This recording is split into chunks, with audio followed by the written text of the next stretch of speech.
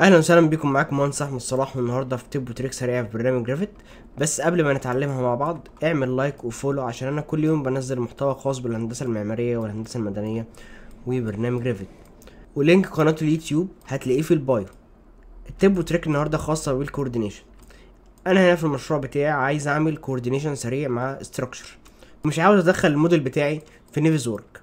طيب اعمل ايه في الحاله دي عشان اعمل كوردينيشن سريع من على الريفت؟ في الحاله دي ريفت بيوفر لي اداه بسيطه اقدر من خلالها ان انا اعمل تشيك سريع على الموديل بتاعي. على سبيل المثال انا دلوقتي عاوز اشوف الكاميرات اللي مكلشه عندي في الابواب والشبابيك. هعمل كده ازاي؟ باجي عند هنا كولابوريت، باجي عند انترفيرنس تشيك، باجي هنا عند ران انترفيرنس تشيك، بلاقي ريفت فتح لي الويندو دي وبيقول لي انت عايز الكاتيجوريز بتاعتك فروم الكرنت بروجكت ولا اللينك بتاع الاستراكشر. هقول له لا، انا عاوز الكرنت بروجكت.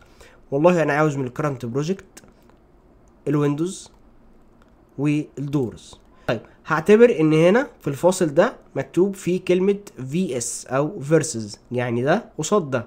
فانا دلوقتي عاوز الكاتيجوريز بتاعت الاستراكشر. هلاقي عندي هنا ظهرت الكاتيجوريز اللي موجودة في فايل الاستراكشر اللي انا عامل له لينك جوه المشروع بتاعي. انا عاوز الاستراكشر فريمنج، يبقى ريفت كده هيطلع لي ريبورت خاص بالاستراكشر فريمنج اللي عامل كلاش مع الابواب والشبابيك ومن المشروع بتاعي لللينك بتاع استراكشر. هاجي هنا وادوس اوكي، هلاقي ريفت طلع ريبورت بالشكل ده. انا باجي هنا بدوس اكسبورت وبعمل له اكسبورت، باجي بفتح اكسل جديد وباجي على الفايل بتاعي وبعمل له دراج اند دروب جوه الاكسل بالشكل ده. الاقي ان طلع لي انترفيرنس تشيك ريبورت عباره عن اولا الاليمنتس اللي عامله كلاش من عندي في المشروع المعماري والاليمنتس اللي عندي اللي عامله كلاش في المشروع الانشائي.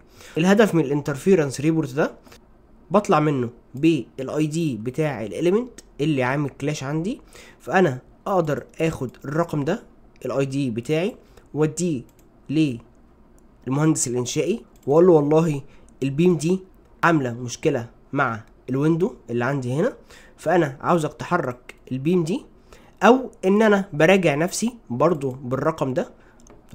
ومن عندي اقدر انا برضو اخد الاي دي ده واعمل له كنترول سي واجي هنا في ريفت عند مانج واجي اقول له سيلكت باي اي دي واجي احط كنترول في الاي دي بتاعي وادوس اوكي.